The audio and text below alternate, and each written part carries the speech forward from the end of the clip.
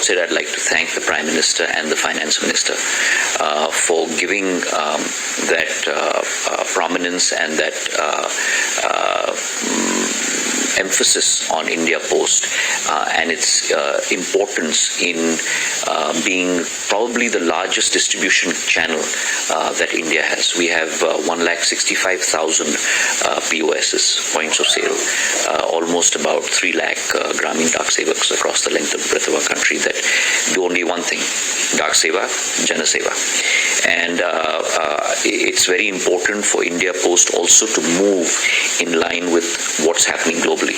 And what's happening globally across the world is that postal organizations slowly evolving and moving towards being logistics organizations and logistics companies, specifically because of the huge emphasis on e-commerce, and e-commerce becoming a very, very large portion of their total market. And the same is going to happen in India. Today, e-commerce may be only limited to maybe tier 1 cities, but it's going to be 6 months or a year at max where it's going to go to tier 2 and tier 3. And that's where India Post has the largest distribution network. And so therefore we have a plan in place, or we are working on a plan, which is a business process re-engineering exercise, where we've formed our India Post organization into 6 verticals, which define our products between mails, parcels, international mails, your PLI, life insurance schemes, your post office savings bank, and your C2C, government citizen services. And across these 6 verticals, we formed also a technology group that's going to be looking at, because digitalization is going to be a very important facet of this. So net, we'll have a long conversation some other day, but we're looking at a full transformation of how India Post functions, making it seamless between customer and service, and the budgetary allocation towards that imperative is extremely important. As far as telecom is concerned, there again, I'd like to thank the Prime Minister and the Finance Minister, where they have looked at BharatNet becoming the key purveyor of information and digitization, all the way down to government schools as well as to primary health centers. Right. And we've got a very expansive BharatNet, amended BharatNet program, where we have a capital allocation of close to about 1,39,000 crores, where we're going to connect every Gram Panchayat in this country, and there are over 2.5 lakh of them. And in the second stage, every village in our country with OFC fiber, and make sure that the digital revolution doesn't begin with tier 1, but begins actually with tier 3 and tier 2.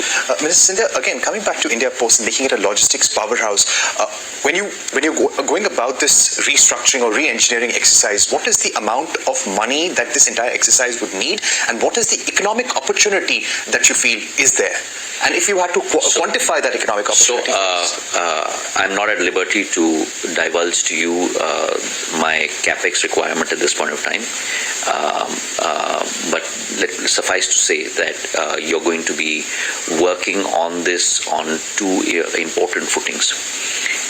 One is the digitization of India Post. So we are coming out with software 2.0 for India Post, where you're going to be seamless end-to-end. We've got a capital allocation already, not in this budget, but in prior budgets, of close to 5,000 crores for that. We should be coming out with our beta product in the next 8 months or so. We've got a system integrator in place. And not only that, I have now put together within India Post, for the first time in the history of India Post, a Chief Technology Officer. So I have a CTO, and then I have a Vice Technology Officer who's working with each vertical. And so that there is complete synthesis between the demand of each vertical, which are very, very different products, along with the view and the thesis of the organization as a whole.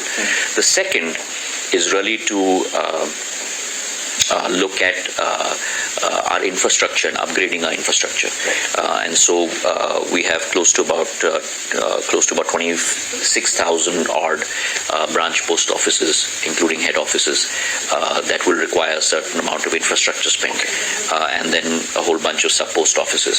So it's going to be a combination of both, along with the business process re-engineering exercise. So there's going to be a softer aspect to it and a harder aspect. And private sector involvement as well?